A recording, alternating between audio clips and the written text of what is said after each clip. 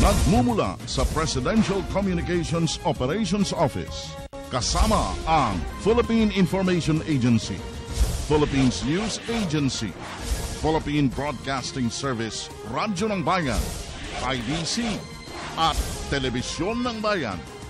Narito ang Radyo Vision.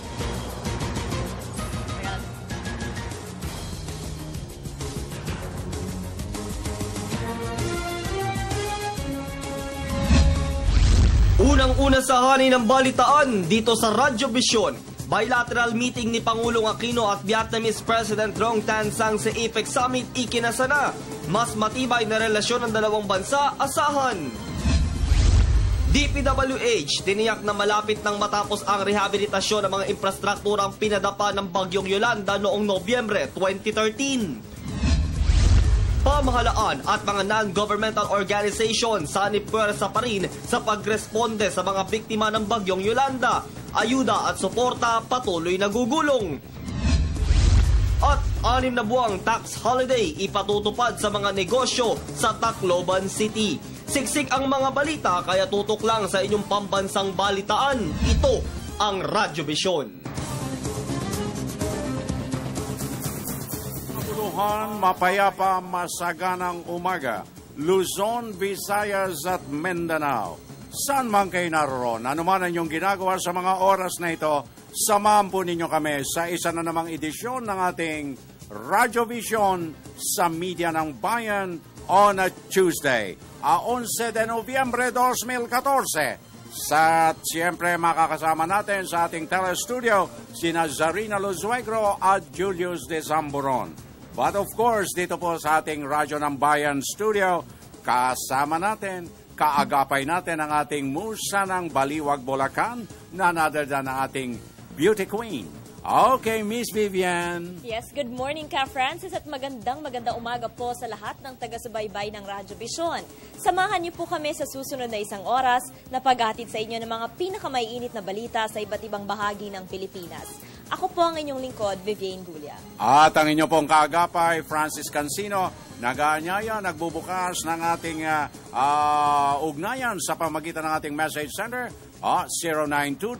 0922-358-2679 para po sa inyong mga mensahe at pagbati at sa inyong mga katanungan, sa inyong mga requests and concerns, ipadala po. But don't forget to write your name and your addresses, please. Again, a beautiful Tuesday morning, Miss Vivian. Yes, beautiful Tuesday morning ka, Francis. May balita ka sa amin ngayong araw. Meron, pero medyo may kalungkutan ang ating balita. Sapagkat naging kapuna-puna na naman at laman ng mga pahayagan, laman ng mga artikulo sa telebisyon at sa mga radyo, etong di umano, quote-unquote, hindi natin sinasabi na talagang talamak, pero di umano, marami na naman ang nasasangkot na mga men in uniform, ang ating kapulisan sa iba't ibang mga uri ng mga krimen. Ay, naku, nakakalungkot. At saka nakakabahala din, right, Francis, kasi marami tayong mga batas at ang pag-implement nito nakasalalay yan sa mga enforcers tulad nga ng mga pulis natin. At kung mawawala ang tiwala ng ating bayan sa kanila, our system will fall, hindi ba? Pero in all fairness naman sa ibang mga pulis, hindi naman lahat ng pulis ay ganito. Hindi lahat, Miss Vivian. Ang alam mo nga, natutuwa na tayo sapagkat nung mga unang dako, kapag ang mamamayan ay nakakakita ng pulis sa lansangan, lalo na sa 10 oras, ang unang sigaw, naku po, may pulis! Para bang may takot. Ngayon, kapag nakakita ng pulis sa lansangan sa 10 oras, ay, salamat, may pulis. Okay. So, yan ay palatandaan, Vivian, na nagbabalik na ang tiwala ng ating mga mamamayan sa ating kapulisan. Dangan nga lamang, mayroong mga mangilan-ngilan pa rin. Mangilan nga rin bulok na itlog. Tama. Paalala yan. Yung mga itlog na bulok, dapat yan talagang i-weed out na ng ating pamunuan ng kwerpo ng kapulisan. Good luck sa inyo at sana po matigil na kayo sa pagyurak sa magandang dangal at dignidad ng ating kapulisan. At hindi naman magdadalawang isip ang pamunuan na magkaroon ng rotation o masuspinde itong mga tiwaling mga pulis. Hindi lang suspinde, Vivian. tanggalin na sa Tanggalin sa serbisyo pwesto, ng hindi yes. pamarisan. Aba, masama yan. Nakakahawa yan. Sakit yan Sakit, okay. Okay, dumako muna tayo dyan sa studio kasama si Zarina Lusuegro. Zarina, magandang umaga. Good morning, Sharina.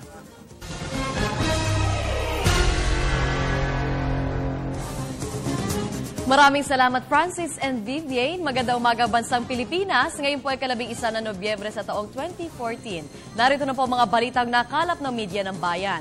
Una sa ating mga balita, good news muna tayo kaaga dahil isang panibagong rollback ang ipinatupad ng mga kumpanya ng langis.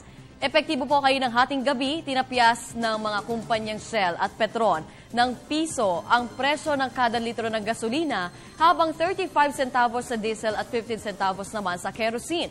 Kasado alas 6 naman ngayong araw ay nagpapatupad na ng rollback ang Phoenix Petroleum sa parehong halaga ng gasolina at diesel. Inaasahan namang susunod na rin ang iba pang kumpanya ng langis sa pagpapatupad ng bawas presyo.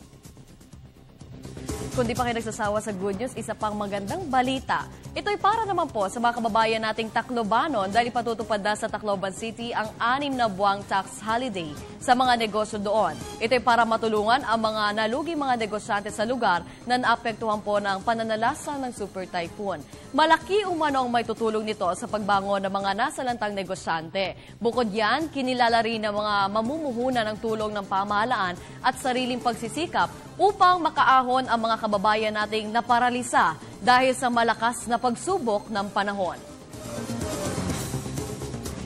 Samantala, pinagtibay naman po ng Pilipinas at Vietnam ang kooperasyon at pagtutulungan sa iba't ibang larangan. Ipinahayag po ito ni Pangulong Aquino at Vietnamese President Trong Tan Sang sa bilateral meeting sa Beijing, China, kung saan kapwa dumalo ang dalawang lider sa APEC CEO Summit. Ayon kay Presidential Spokesperson Edwin Lacerda, nagpalitan ng dalawang lider ng mga positibong opinyon na tutulong para mapalakas pa ang pagkakaibigan ng Pilipinas at Vietnam. Tiwala naman po ang International Monitoring Team na matagumpay na may tatatag ang Bangsamoro entity bago pa man po matapos ang kanilang peacekeeping mission sa Mindanao sa 2016. Ayon po kay Major General Datu Absamad bin Haji Yaqub, hepe ng 9th batch ng IMT, positibo po ang pananaw ng stakeholders ukol sa paghahanap ng solusyon upang makamit ang pangmatagalang kapayapaan sa Mindanao. Dagdag pa nito, isa rin sa mga palatandaan na magiging matagumpay ito ay ang kawalan ng engkwentro sa pagitan ng militar at MILF simula pa noong 2010.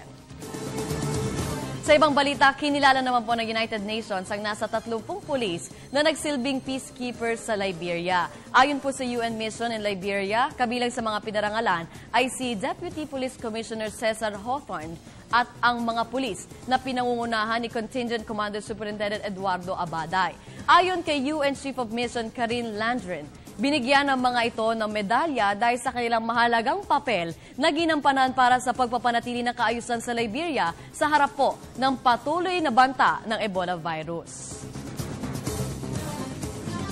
At yan po muna mga may init na balita hanggang sa mga oras na ito. Sa ngayon, balik muna tayo kay Francis at Vivian sa Radyo ng Bayan Studio. Okay, thank you very much, Zarina Lusuegro, para sa ating mga tampok na balita for today, Tuesday, November 11. At marami nang nagte-text sa Naku atin. po, ayan na. Buksan mo na. Basahin ko na. Buksan mo na ang aparador. Okay. Okay. Good day, Sir Francis at Ma'am Vivian. Pakibati po kami dito sa Pozo Rubio, Pangasinan. Shirley at Bert Tumbaga, maraming salamat po sa inyo. Joe Robert Arirao ng Calayan Island, Cagayan, na imbag bigat Kuya Francis at Ate Vivian. Sobrang lamig na po ng panahon dito sa Calayan Island. Regular po ako nanunood at nakikinig ng Radyo Vision. Maraming salamat po sa inyo, Sir Joe. Talaga namang ramdam na ang Kapaskuhan sa Calayan Malamig Island. ang simoy ng hangin. That's right. Good day, Ka Francis at Ma'am Vivian. Isa ko sa mga fans ninyo. Ang galing nyo sa pagbabalita. Saludo ako sa inyo. Sana balang araw artista naman ang i-guest nyo. Salamat, Belinda Belgas po ito ng Barangay Hamurawon, Calbayog City. Kapag artista i-guest, talo ako. Kawawa naman ako. Okay, my brother Ho Chucky, walang bulok na pulis kung hindi korap ang pinuno nila, Ka Wilson Nang ng Binondo, Manila. Good day, Sir Francis. Ang mga pulis na tiwali dapat agad tanggalan ng mga lisensya para hindi na pamarisan pa. From Nicole Tumbaga ng Pangasinan. Thanks po. At meron tayo ditong pagbati. Ito'y wag na nating palagpasin. No? Okay. Happy birthday to Lady Lynn Abeleda and happy listening to Macdave, Yumi Abeleda. Okay, happy birthday, Lady Lynn, celebrating her birthday today. And Mr. John Dumagtoy of Philippine Coconut Authority na nakabase sa Region 7, Cebu City, celebrating also his birthday today. Yes, happy birthday. Happy birthday. Ang pagbati na yan ay galing sa Cuadro de Alas +1. Kina Benny Anthony, Greg Lloyd, of course, kina Derek Saldi, Joel, George Ike, at ang muse nila na sila Lane. Baka kasama pa yung muse nila na bumabati. Yes. Okay, at para sa mga nagdiriwang ng kanilang espesyal na araw today, para sa inyo mula sa amin ni Vivian.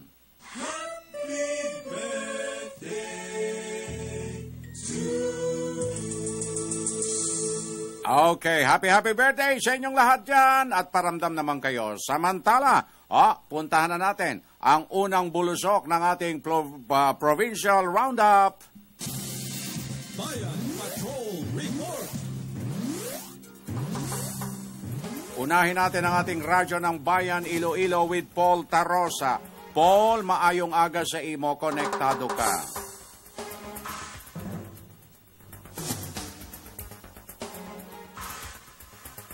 Aba, medyo hindi maganda ang linya, gininaw ang linya mula sa Iloilo City. Oo, habang inaantay natin si Paul, basahin ko muna itong text message sa akin. Maganda umaga po, Sir at Ma'am Vivian. Batiin ko lang po na maganda umaga ang mga pinsan ko dyan sa Dipolog at Dapitan City, Tabiliran at Tangkay Family. Silito Tabiliran ng Zamboanga del Sur po ito. Maraming salamat. Maraming salamat po sa inyo, Sir. Buenos dias. Okay, tuloy-tuloy na tayo, Vivian. Go! Dumako muna tayo sa Bontoc. Nariyan ang ating kasamang si Donna Balio. Donna, maganda umaga. Konektado. Hello, Donna. Magandang umaga. Kapakanan ng mga katutubo, isa sa mga programang itataguyod ng bagong administrasyon ng Mountain Province State Polytechnic College o MPSPC. Ayon kay MPSPC President Rexton Chakas, paitingin nila ang pagpapatupad ng Indigenous Peoples Education sa programang Research and Extension at iba't ibang curriculum ng State College. Kasalukuyan din ang konstruksyon ng Indigenous Peoples Research Center ng MPSPC bilang tugon sa pagtataguyod nito ng mga programa kaugnay sa regional autonomy, ancestral domain, indigenous management systems and practices at iba pa. Ayon kay Chakas, kasama rin sa kanyang programa ang pagtutok sa mga issue na maaaring makaapekto sa kultura ng mga IPs gaya ng climate change at mining. Para sa Radyo Vision, ako po si Donna Tavis Balio, Bontoc Media ng Bayan. At mula sa Bontoc, puntahan natin ang ating radyo ng Bayan Tandag with Greg Tataro Jr. Greg, maradyaw na buntag, konektado ka. Yes, good morning. Lubos na ikinagalak ni Surigao del Sur Governor Johnny Pimentel ang naging pagdalaw noong Biyernes, Nobyembre 7 ni Agriculture Secretary Proceso Alcala. Kaugnay ito ng isinagawang pag-turnover ng kalihim ng halos 50 milyong pisong halaga ng fish port project, kalakip na ang 5-tonner ice plant and cold storage sa bayan ng Barobo, 105 kilometro timog ng Tandag City. Ani Pimentel, muling tiniyak ni Alcala na patuloy nitong bubuhusan ang Surigao del Sur ng mga programa at proyekto galing sa kanyang tanggapan. Nauna nang sinabi ni BIFAR Caraga Regional Director Nerio Casil na malaking tulong sa industriya ng pangisda sa lalawigan at pangangalap ng buwis ng pamalaan ang itinayong proyekto. Para sa Radyo Vision, ito si Greg Tataro Jr., Tandag Media ng Bayan. Maraming salamat, Greg. Dumako naman tayo sa Iloilo. Balikan natin ang report ni Paul Tarosa. Paul, maayong aga. Konektado ka. Maayong aga kasamang Vivian at kasamang Francis. Makalipas ang mahigit isang taon nang humagupit si Super Typhoon Yolanda, ipinahayag ng National Economic Development Authority Region 6 na nakabangon na ang ekonomiya ng Kanlurang Visayas. Ang probinsya ng Capiz, hilagang bahagi ng Iloilo, Aklan, hilagang bahagi ng Negros Occidental at Central Antique ang naging apektado nakaraang taon. Ayon kay NEDA Assistant Regional Director Raul Anlocotan, ang industriya ng pangingisda ang nakabangon na dahil sa donasyon at suporta na kanilang natanggap sa local government units at sa mga non-government organizations sa pamamagitan ng mga pump boats at iba pang kagamitan para sa kanilang pamumuhay. Balik naman sa normal ang mga negosyo sa iba't ibang lugar na isang indikasyon na hindi nawawala ng pag-asa ang mga Pilipino. Batay sa inspeksyon at obserbasyon ng NEDA Region 6, ang karanasan ng mga mamamayan sa bawat kalamidad ang nagpalakas sa kanila at naging daan para silang bumangon sa gupit na iniwan ni Super Typhoon Yolanda. Para sa Radyo Vision, ito po si Paul Tarosa ng DYLL Radyo ng Bayan, Iloilo, Media ng Bayan. Maraming salamat, Paul Tarosa. Sa oras na 17 minutos 7 segundos makalipas ang alas 6, tuloy-tuloy pa rin tayo sa ilang pang paghatid ng mga paglilingkod na pambayan. Vivian, go! Okay, dumako naman tayo dyan sa MMDA Traffic Metro Base kasama ang ating reporter na si Julius Desamboron. Julius, maganda umaga. Ano na ba ang pinakahuling lagay ng trapiko? Maraming salamat, Vivian and Francis. Magandang umaga, Pilipinas. Magandang umaga, Metro Manila. Silipin na po natin ang pinakauling lagay ng mga pangunahing kalsada sa tulong ng MMDA Traffic Metro Base.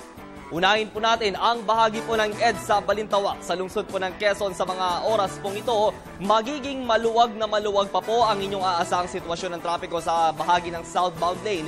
Yan po yung approaching sa may area po ng Balintawak Market at ng Muñoz at ng North Avenue. Sa mga oras na ito ay magkakaroon po lamang ng kaunting pagsisikip ng daloy ng sasakyan paglampas po lamang ng Balintawak Market. Pero yung pabalik ng lungsod po ng Caloocan at kayo po ay daraan ng area po ng North Expressway o kaya po ng Bagong Baryo, wala pa namang mabigat na sitwasyon ng trapiko ang inyong mararaanan ngayong mga oras na ito. Pasado alas 6 na nga po ng umaga, silipin naman po natin ang EDSA Pituazo. Nako, hindi po ito bola. Talagang magiging bumper to bumper na po ang inyong aasang sitwasyon ng trapiko sa gawing southbound lane sa may yung mga sasakyang patungo po ng lungsod ng Makati, Pasay at ng Parañaque. Mananatili naman pong maluwag itong northbound natin. Patungo po yan ng Timog Avenue at ng North Avenue maging ng ibang pampanig ng lungsod ng Quezon. Gayon din po itong service road na papasok naman ng Araneta Center sa Cubao. Kasabay ng pagsikat ng isang magandang Martes ng umaga, mananatili naman pong maluwag ang sitwasyon ng trapiko sa Magallanes Skyway. Ngayon pong pasado alas 6 na po ng umaga, lalo na po yung mga approaching sa may area po ng Magallanes Interchange, papasok ng South Luzon Expressway at yung southbound lane natin patungo naman ng Ninoy Aquino International Airport at maging po ng MRT Taft Avenue End Station. Yung mga sasakyang galing naman po ng katimugang bahagi at papasok po ng bahagi ng EDSA, kung kayo man po ay tutungo ng EDSA Orense o kaya ng Guadalupe, wala pa naman kayong aasahan na malaparking lot na traffic situation. Okay, sa bahagi naman po tayo ng C5 Green Meadows bilang alternatibong daan ng ating mga motorista, magkakaroon po lamang ng kaunting build-up yung patungo po ng Tandansora, lungsod ng Quezon dahil po sa mga stop-and-go signal na nakaposisyon po sa nasabing alternatibong ruta. Yung mga galing naman po sa may area po ng Quezon City at patungo po kayo ng C5, Tiendesitas at ng Market ay magiging tuloy-tuloy po yan once na nag-go na po yung ating mga stop-and-go signal at syempre magiging maluwag na po ang inyong aasahan na sitwasyon ng ating pangunahing mga kalsada. Tunguin naman po natin ang kinaroroonan po ng live point ng ating mga kasama ng Unit 4 dyan sa bahagi ng Philcoa, lungsod po ng Quezon. Sa mga oras na ito, naku po, talaga doon sa mga papasok po natin mga kababayan sa kanilang mga trabaho o kaya ng eskwela, ay asahan nyo na po yung mabigat na sitwasyon ng trapiko magmula po yung mga sasakyan galing sa may area po ng Fairview at ng San Jose del Monte sa lalawigan ng Bulacan, approaching sa may area po ng Elliptical Road o kaya dito sa may Visayas Avenue, North Avenue, East Avenue. Sa mga oras na ito, asahan nyo na po yung kaunting malaking pagbigat na po sa ating trapiko dahil po yung mga kababayan natin nagsisimula na nga po sa pag-abang ng mga public utility vehicles natin na kung saan nga po yung nakahimpil sa yung service road po ng may area o yung mga intayan po dyan po sa may bahagi ng Commonwealth Avenue. Kaya syempre doon sa mga motorista natin, abay kaunting pasensya po tayo sa pagmamaneho at syempre asahan nyo na po hanggang mamayang alas 7 yung ating rush hour. Ang ipinapatupad po nating number coding ngayon pong araw ng Martes, number 3 at 4. Tandaan nyo po yan para syempre hindi po kayo mahuli. At syempre meron po tayong ipinapatupad na window hours mula alas 10 ng umaga hanggang alas 3 ng hapon. Pero syempre meron po yung Las Piñas, lungsod ng Las Piñas at na Makati, whole day naman po ang kanilang pagpapatupad ng number coding scheme. Ingat-ingat po mga kababayan sa pagmamaneho para maiwasan po ang anumang aksidente sa ating mga lansangan. Yan ang latest sa ating Silid Kalsada dito sa Radyo Basyon. Maging inspirado po tayo araw-araw para syempre maganda rin po ang ating umaga. Julius Tisamburon po ang inyong lingkod. Balik tayo dyan sa Radyo ng Bayan Studio. Maraming salamat, inspired na Julius Disamboron. Siyempre, alam mo ay kasunod na ang inspirasyon. Yes, samantala alamin naman natin mga kaibigan ang magiging lagay ng panahon sa araw na ito mula sa ating weather lover, Amor La Rosa. Amor, magandang umaga. Yes, magandang umaga rin sa inyo, Vivian. Magandang umaga, Pilipinas. Ito na po ang latest sa lagay ng ating panahon.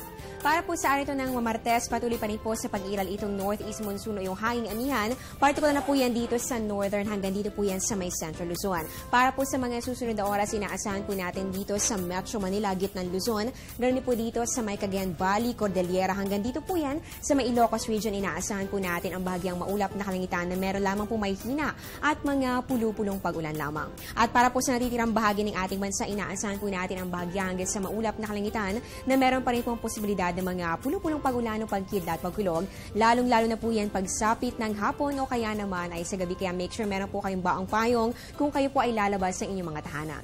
Samantala mga kababayan, meron po tayong binabantayang panibagong cloud cluster na nasa loob na po yan ng ating Philippine Area of Responsibility. Ay naman po kay Pag-asa Weather Cluster Aglyza Escolar. Ito po inaasahan po natin na malaki po ang tsansa na ito po ay mag-intensify o ma-develop sa pagiging isang low pressure area o kaya naman po ay sama ng panahon sa mga susunod na oras. Kaya patuloy po natin yung babantayan sa mga susunod pa mga oras. Kaya tutok lang, dito lang po yan sa Panahon TV.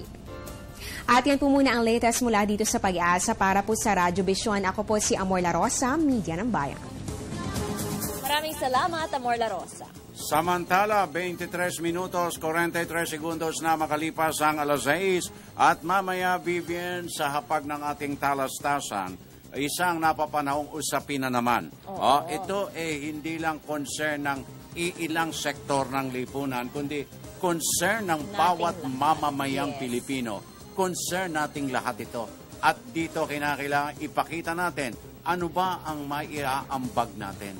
That's right. Ayan. At kung may mga katanungan, itong ating mga taga-subaybay sa ating featured guest ngayong araw, maaari po kayong mag-text sa 0922-358-2679. Pero abangan ninyo mamaya kung sino ba ang guest natin. Okay. Samantala, bago ang lahat, paranin muna natin ang ilang paalala mula sa inyong himpilan.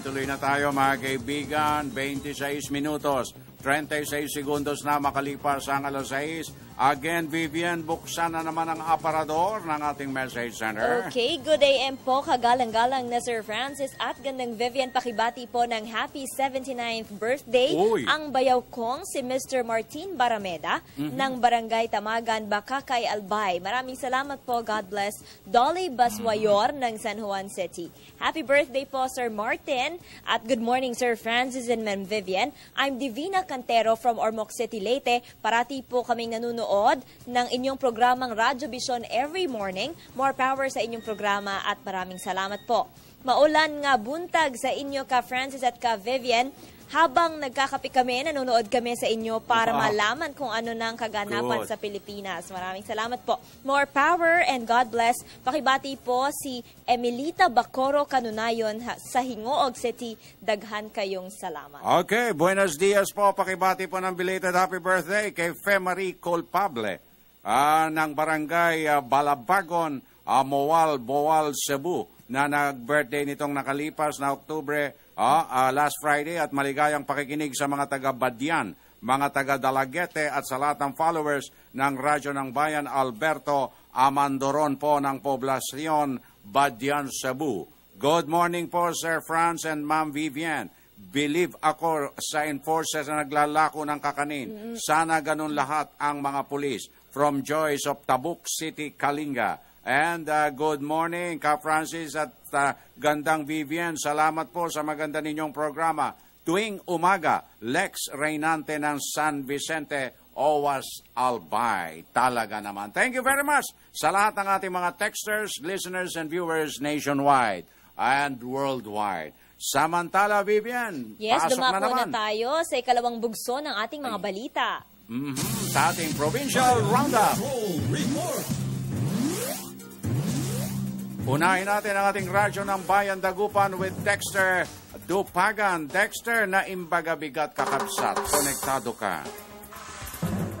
Mga bigya kabosan ang mahigit 30 ambulant vendors mula sa bayan ng Basista at Bugalyon dito sa lalawigan ng Pangasinan ang tumanggap ng tulong pangkabuhayan sa ilalim ng programang Negosyo sa Kariton o NegoCard ng Department of Labor and Employment. Sa pangunguna ni Labor Secretary Rosalinda Baldos, ipinagkalob sa mga ambulant vendor ang mga NegoCard sa Provincial Employment Service Office ng Pangasinan. Ayon sa kalihim, layo ng proyekto na tulungang palaguin ang kabuhayan ng mga tendero-tendera na siyang bumubuo sa malaking bahagi ng informal sector sa bansa. Bawat benepisaryo pinagkaloban ng kabuang 15,000 piso bilang tulong pangkabuhayan. Bilang pasasalamat, nagpakita naman ng interes ang mga benepisaryo na magtatrabaho ng husto at poprotektahan hindi lamang ang mga kagamitang pinagkalob ng dole kundi pati na ang tiwalang binigay sa kanila. Para sa Radyo Vision, Dexter Dupagan mula sa Dagupan City, Media ng Bayan. Dexter! Dumako naman tayo sa Zamboanga City. Nariyan ang ating kasamang si Elsie Molina. Elsie, magandang umaga. Konektado ka. Yes, buenos dias Pilipinas. Hindi umano giyera ang solusyon kundi ang kaukulan pagbibigay ng edukasyon, livelihood assistance para sa mga miyembro ng Abu Sayyaf. Ito ang binitiwan salita ni Bishop Martin Jumawad, ang Bishop Prelature ng Basilan. Anya, hindi ito ang solusyon. Ang paraan o planong opensiba ay magbibigay lamang umano ng rason sa mga rebeldeng grupo mag-recruit ng mga kabataan para maging miyembro, magipaglaban sa gobyerno at tuluyan ng mawala sa landas. Dagdag ni Jumawad, ang all-out offensive ay hindi makakatulong sa lahat dahil wala ni sino man ang nananalo sa gyera. Ang planong opensiba laban sa Abu Sayyaf ay ipinag-utos ni Armed Governor Mujib Hataman pagkatapos mangyari ang pang-aambush noong nakarang linggo sa 6 na sundalo kasama na rito ang isang batang opisyal. Para sa Radyo Vision, Elsie Molina, Media ng Bayan. Maraming salamat, Ms. Elsie Molina. At puntahan natin ang ating Radyo ng Bayan Lawag with Ronald Valdres. Ronald, na imbaga bigat, kakabsat, konektado ka.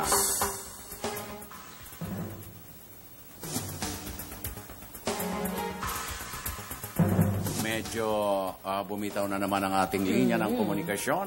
Babalikan na lang natin mamaya ang ilang pang mga ulat na yan mula sa ating mga provincial stations. Pero narito na, Vivian, ang ating pong special na panauhin. Ang ating featured agency for today, none other than the Department of Environment and Natural Resources.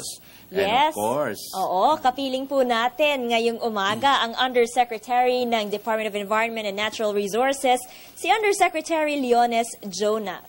At bago natin tuluyang buksan ang hapag ng ating talastasan, meron lang akong nais na bitawang kumakawing-kawing sa himpapawid na katanungan. Ang ating bang mga kababayan kaya ay nakapagpahayag na ng kanilang mga ambag para sa pagpapatupad ng malawakang at pagsasaloob ng Clean Air Act. Gaano ba kahalaga ito sa atin? Okay. Oo. Babalikan po natin yan, mga kaibigan. Samantala, nandyan na si Ronald Valdres ng Radyo ng Bayan Lawag. Ronald, na imbagabigat kakabsat, konektado ka. Dahil sa serye ng mga nakawan at karnaping ng mga motorsiklo nitong mga nakaraang araw at buwan, ipupursige na ang paglalagay ng closed-circuit television o CCTV sa lahat ng barangay sa lungsod ng Lawag. Sinabi ni Franz Felipe, Information Technology Officer ng Pamalahang Lokal ng Lawag, na isa sa katuparan na ang plano ng dating alkalde na ngayon ay Vice Mayor Michael Fariñas na malagyan ng CCTV camera sa lahat ng barangay upang makatulong sa pagresolba sa mga krimen na nangyari sa lahat ng barangay sa Lawag. Ang lungsod ng Lawag ang bumandera kamakailan sa buong Ilocos Norte sa napakaraming kaso ng nakawan ng motorsiklo at ganun din ang pagnanakaw sa mga kabahayan na karamihan ay hindi pa naresolba ng kapulisan hanggang sa kasalukuyan. Ayon kay Felipe, mayroon ng 4 na barangay mula sa 80 barangay ng Lawag na naunang nalagyan ng CCTV camera subalit hindi pa ito konektado sa kanilang monitoring system. Ipinaliwanag niya na magkakaroon ng isang control monitoring system na doon ay konektado lahat ang mga CCTV sa lahat ng barangay at doon ay 24 oras na imumonitor sa mga pangyayari sa buong Lawag. Idinagdag pa ni Felipe na maliban sa CCTV ay pinag-aaralan na rin nila ang paglalagay ng communication system sa lahat ng barangay upang doon na lamang pupunta at di na gumugol ng pera at panahon ang mga mamamayan ng Lawag at dito na lamang ipaparating ang kanilang mga hinaing o problema sa kapulisan man o sa gobyerno lokal ng lungsod ng Lawag. Para sa Radio Vision, ito si Ronald Valdres mula sa DWFB Radyo ng Bayan Lawag, Media ng Bayan. Okay, thank you very much, Ronald Valdres mula sa Radyo ng Bayan Lawag. At sa oras na 34 minutos at 20 segundos makalipas ang alas 6, paraanin na natin kagyat. Vivian, ang ilang paalala mula pa rin sa inyong himpilan.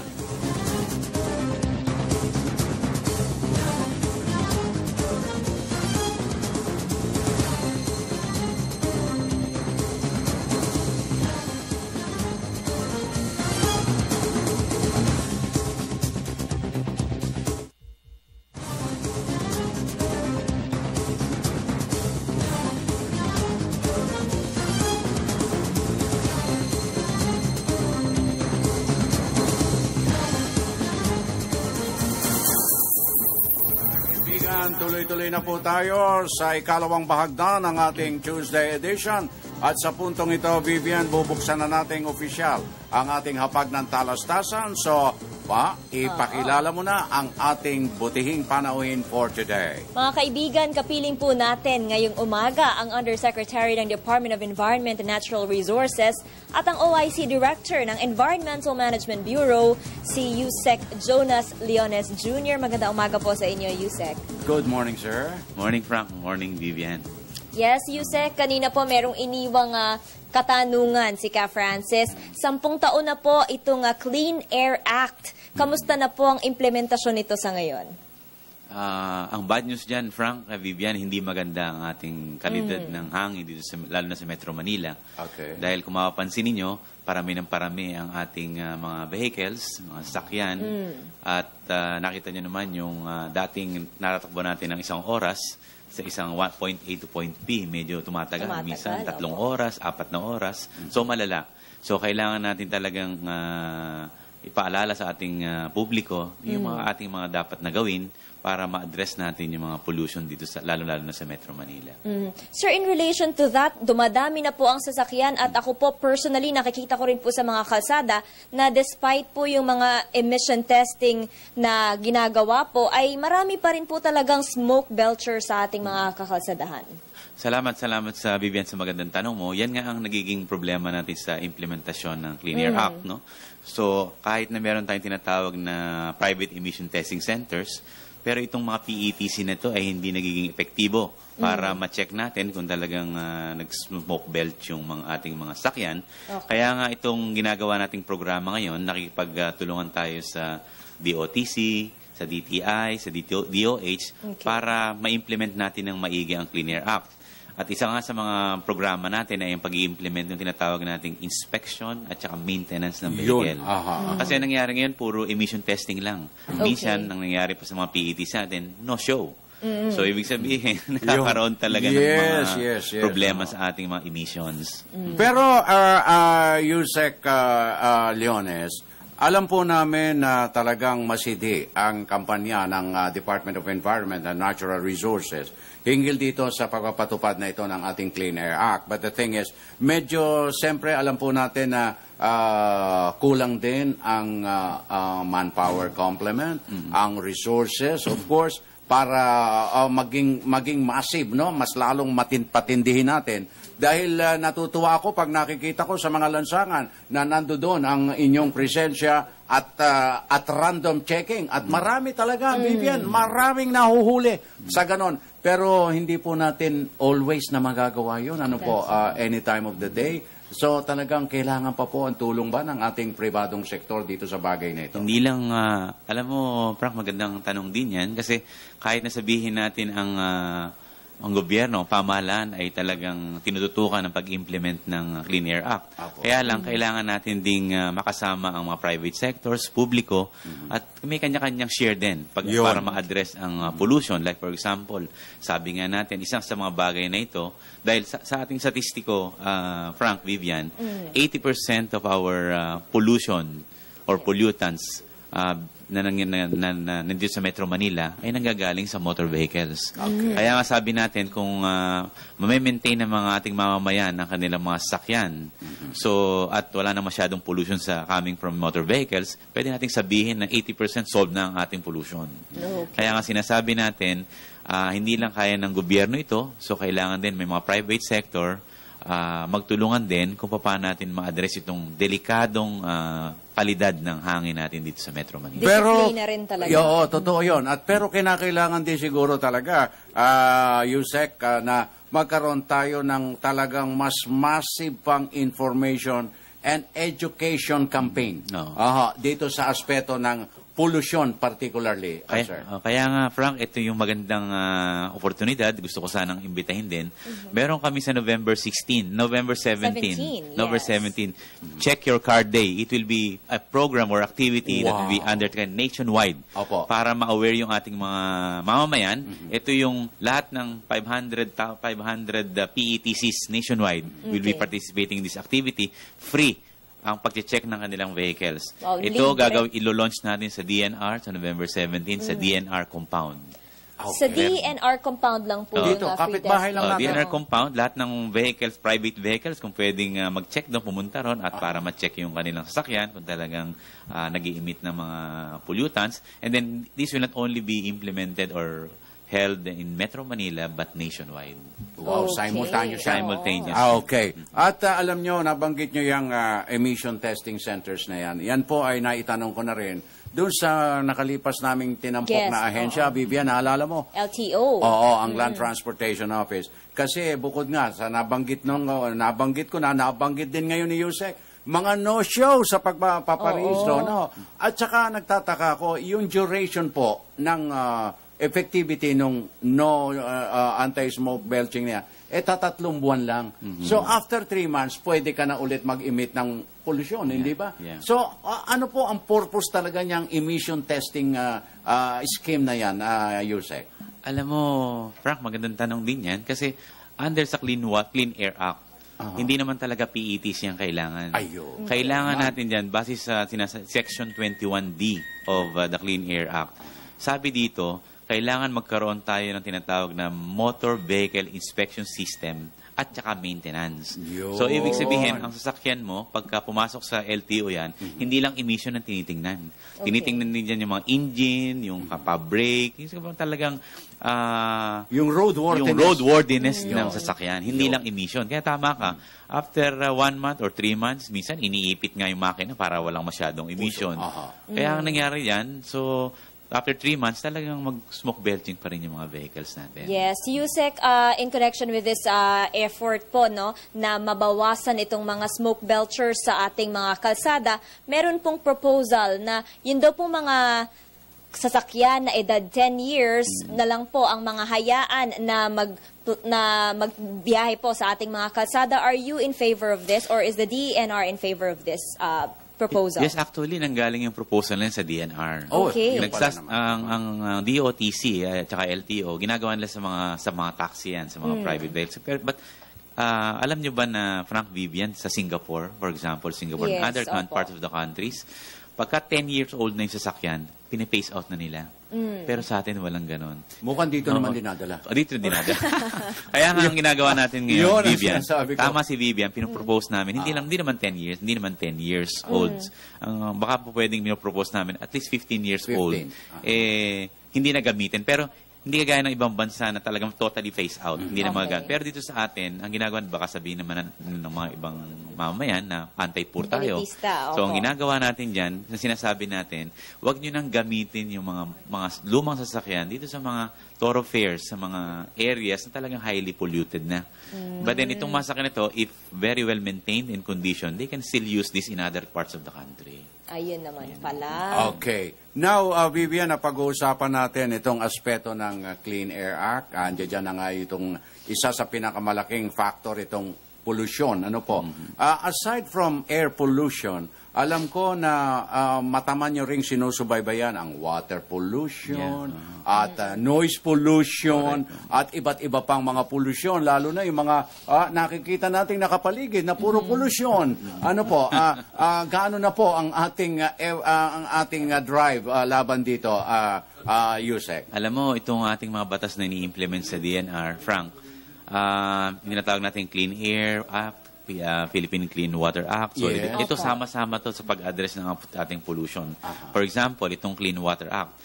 Meron tayong programa sa DNR ngayon tinatawag nating Adapt Astero Program, wherein we are encouraging the private sectors, big corporations, civil societies to forge a partnership with the government to clean our esteros and water bodies.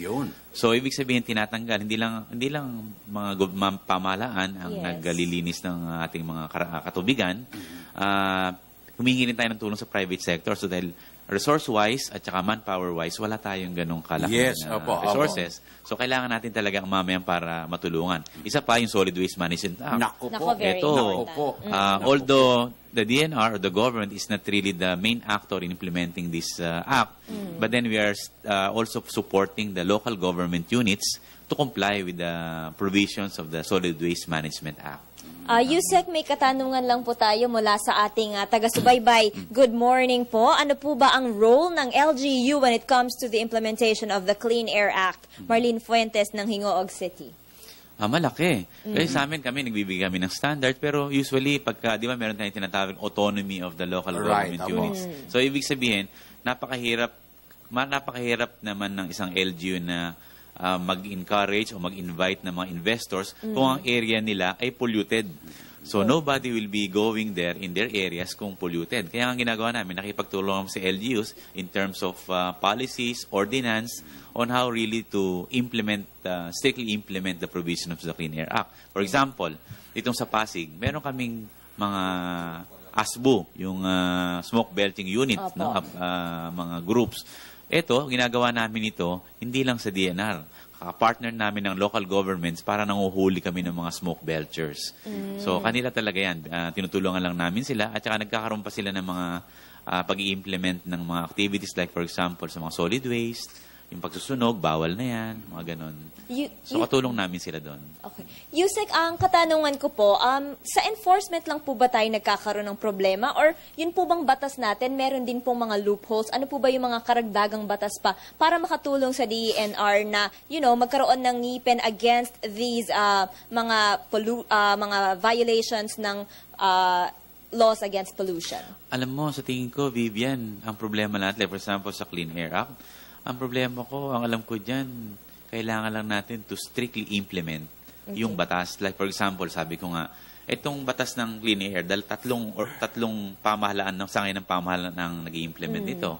Ang DNR, DOTC, at saka yung DTI. Kung ang DOTC hindi magpa-participate sa amin, hindi talaga mag-i-implement in terms of really checking and maintaining the buses, public utilities vehicles. So talagang walang mangyayari. Kasi ang DNR, ang concern lang niya sa under the Clean Air Act, ay yung stationary sources, mga pabrika, mga industries. But when it comes to motor vehicles, it is the main function of the DOTC and the LTO. So kung di nila talaga maayos yung PETC, hindi nila may implement yung monitoring motor vehicle inspection system and maintenance. Ang DTI, hindi sila magkakaroon ng mga policy para tuloy-tuloy natin yung pag-maintain ng mga engines. So wala talagang mangyayari. So it's just a matter of really strictly implementing the provision of the law. At saka siguro, yun talagang enforcement to the letter. Yeah. Yun ang isa sa pinakamatindi dito. Kasi alam natin na maraming batas na na-implement pero hindi talaga totally na-enforce fully to the letter. Di ba? Yun, dyan tayo magaling eh. Yung nakakasigwada tayo ng how to escape the law, di ba? Diyan tayo champion sa mga ganyan Pero alam mo, Frank, in fairness to the DOTC, alam mo yung mga PETC natin dati, di ba? May mga, nagkaroon kami dyan ng mga tinatawag na study, no? So, isang PETC pala, ang kaya lang niya sa isang araw, sabihin natin mga 60. 60 na vehicles ang kaya niya test. Pero based sa pag-aaral namin, alam mo, lumalabas, 200 per PETCs. Ito yung mga So, ang ginawa dyan ng DOTC with the DNR and DOTC, pinaka-cancel natin. Nabawasan na yung mga numbers ng PETC. But then, ganun pa rin. Marami pa rin mga naglolokong mga PETC. Magandang hanap buhay. Ay, naku, totoo. Diba? Opo. Sir, nabanggit nyo kanina, bukod sa mga sasakyan, factories din po ang isa sa mga pangunahing dahilan nitong pollution sa ating air. Kamusta naman po yung inyong monitoring? Na-monitor po ba yun? Kasi po ako, personally, nakita ko na naman, Ka Francis and Yusek, pag dumadaan ako sa may, what do you call this, SLEX, meron po doon na talagang ang itim ng usok. What are you doing about this po? Ngayon, in-intensify natin ngayon na, Vivian, ang pag-monitor ng mga stocks. Ang tawag natin doon, stocks Inilalabasan ng usok.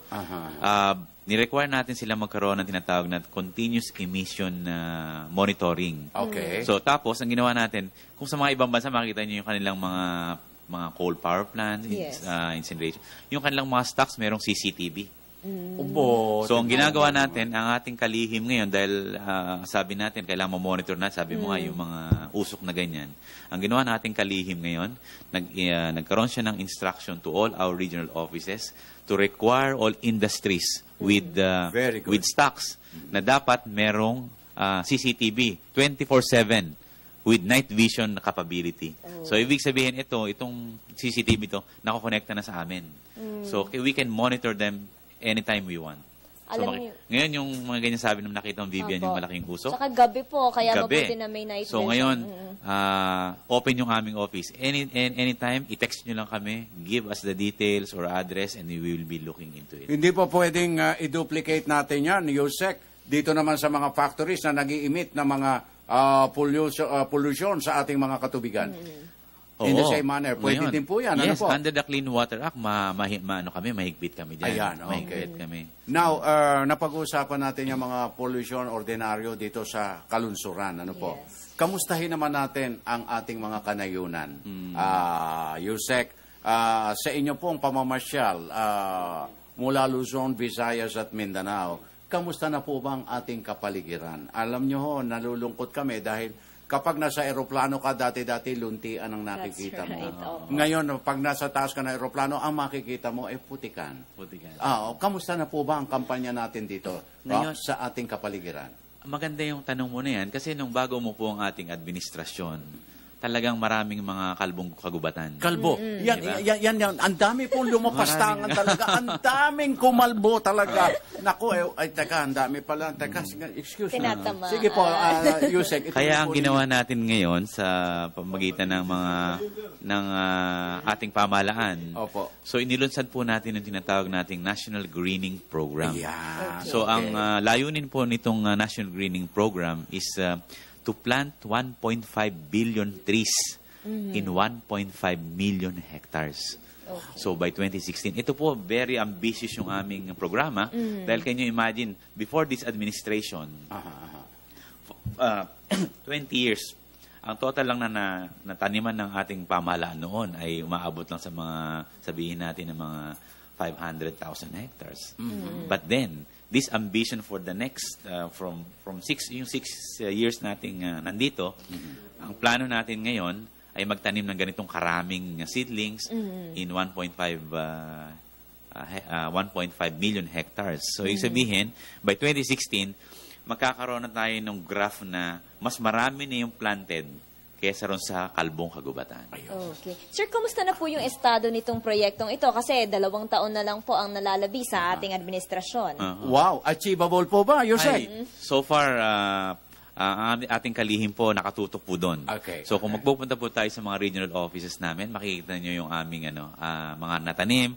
Itong maganda nito, hindi lang yung basta pagtatanim. Ito ngayon ay talagang masidhi ang ating, dahil nagpopondo ang gobyerno dito. So ito, tinututukan po ng ating ombudsman, tinututukan po ng COA, para talagang makita po yung ating resources ay nadala doon sa dapat nilang kalagyan. Pero again, siguro, Yusek, kinakailangan din dito ang partisipasyon at malaking ambag ng mga mamamayan. Tama ka, dahil iba ang programa natin sa National Greening Program. Kung dati-dati, ang gobyerno ang nagtatanim, ngayon ang ginagawa po natin, kami po lang po ang nagpo-provide ng seedlings. And we allow the civil societies, the communities, and even the IPs to plant the trees. Tsaka mahalaga rin, sir, yung maintenance. Kasi po, syempre, naitanim mo, pero ang tagal bago po tumubo yan. So, kailangan talaga pong dire-diretso po ang pagsuporta sa proyektong ito. Kaya nga, ang ginagawa natin ngayon, hindi na lang dati-dati, kuwari mo, ako, magtaga Manila, magtatanim ako sa Cebu. Hindi na ganon. Umahanap tayo ng mga communities na nandun sa area na sila ang bibigyan natin ng seedlings at magtatanim din sila dun sa lugar para nandun na sila na nag-aalaga. Nako, talagang mga kaibigan, tayo po ay nalulungkot, nalulumbay sapagkat binigyan na naman tayo ng mandato ng ating orasan na talagang magpapaalam na tayo sa ating panauhin sa kabila ng napakarami pang po pwedeng malaman natin mula sa Department of Environment and Natural Resources. Again, we would like to thank you, Undersecretary, for your time. At salamat, Frank. Gambalain namin kayong muli sa mga susunod na pagkakataon. Kahit na kailan po. Isang text lang po. Nandito na po. Kapitbahay lang. Okay, over the barcode lang. Ihabol ko lang, ano po ba yung number na pwedeng tawagan ng ating mga taga-subaybay, ng ating mga kababayan kung meron po silang gustong isumbong? Sige. Bigay ko na lang yung aking cellphone na lang. Para diretso na tayo sa action natin. So, ang aking pong smart ay 0908-882-0839. Para sa mga ibang Globe subscribers naman po, pwede tayong tumawag sa 0917-520-3302. So, diretso na po sa akin yan. Ako na po ang bahalang mag-action dyan. Pero kung gusto nyo naman pong mag-visit sa aming website, pasok lang po kayo dun sa emb.gov.ph. Nandun na po yung ating lahat ng information na kailangan ninyo. Okay. Maraming salamat po sa inyo, Yusek Jonas Leones. More salamat, power Vivian. to you at sa ating DENR. Salamat, Frank. Okay, Vivian. Balikan na natin si Nazarina Julius dyan sa studio. Okay. Kaugnay po niya, silipin na po natin yung sitwasyon po muna ng trapiko dyan sa may bahagi po ng PhilCOA sa lungsod ng Quezon. Yung mga kababayan natin, unti-unti na po na nagsisikip na po ang daloy ng sasakyan. Yan po yung approaching na po dito sa Elliptical Road. Ako kasasabi lang ng Zarina ng DENR na talaga yung problema ay yung smoke belching. Yung mga kababayan, yung mga motorista siguro bumabagtas po dyan sa kabaan po ng Commonwealth Avenue, lalo na po yung mga smoke belcher. Meron pong mahigpit na batas na ipinapatupad po ang ating pamahalaan. At syempre, sumunod po tayo dito para na rin po pangalagaan yung ating kapaligiran. Alright? Alam mo, Julius, napakalaking tulong ng mga guests natin dito. Araw-araw sa isang buwan, napakadami ko natututunan. Ngayon naman, natutuwa ako na laman na talagang yung DENR pala, talagang nagsusulong ng batas na parang hanggang 10 years lang yung mga sasakyan. Kasi ngayon ang alam natin is 15 years mula doon sa mga LTFRB, MMDA, para tiyakin yung kaligtasan ng mga pasahero. Pero ngayon, dahil sa DENR, ang tinitiyak naman nila yung kalikasan naman natin. Oo. Alam mo, hindi lamang yung sasakyan yung talagang tinututukan nila, Zarina. Dahil pati yung pangangalaga doon sa mga kapaligiran natin, mga puno. Kasi sa mga, syempre, pag-ikot din natin, mga coverages din natin, na nakikita naman natin sa mga probinsya, hindi lamang dito sa may area ng Katimugan, Luzon. Gayon din po doon sa may bahagi po ng Northern Luzon, lalo na po yung inikot natin, yung bahagi po ng rehiyon ng Ilocos na talagang na yung mapuno pa talaga at pinapangalagaan ng DENR para hindi makalbo yung ating pong mga kagubatan. Kaya syempre sa mga kababayan po natin, pangalagaan po natin yan para yung mga susunod pang henerasyon ay mayroon pa pong datnan. Sana po ay natulungan namin kayo sa mga balita at impormasyon na aming handog ngayong umaga. Ako po si Zarina Lusuegro. Dahil Luzon, Visayas at Mindanao ang aming sakop sa paghahatid ulat, ito ang pinagsanib puwersa ng radyo at telebisyon. Ito po ang Radyo Vision. Balik muna tayo kina Francis at Vivian sa Radyo ng Bayan Studio. Ako po si Julius Disamburon. Salamat, Zarina, Julius. O mga kaibigan, meron na po kayong direct line kung gusto po ninyong magsumbong sa DENR-EMB. Ito po ay ang 0908-882-0839 at 0917-520-3302. At bago po tayo magtapos, babatiin ko lang po si Avelino Lusuegro, 49th birthday. Happy birthday po mula sa kanyang asawa na si Raquel Lusuegro. At happy 22nd anniversary kina Teresa at Irvin Gaitos mula kay Ephraim Gaitos. Maraming salamat po sa inyo. At mga kaibigan, dito na po nagtatapos ang isa na namang edisyon ng Radyo Vision. Para po sa mga katututok lang, maaari po ninyong panoorin ang delayed telecast mamayang alas 12 ng tanghali sa IBC Channel 13. Ako po ang inyong lingkod, Vivian Guya. At ang inyong pong nakaagapay, Francis Cancino, minsan pa nag-iwan ng isang mapayapa, masagana at magandang umaga. Pagpalain tayong lahat ng dakilang lumikha hanggang bukas na muli. God bless. Maraming salamat po.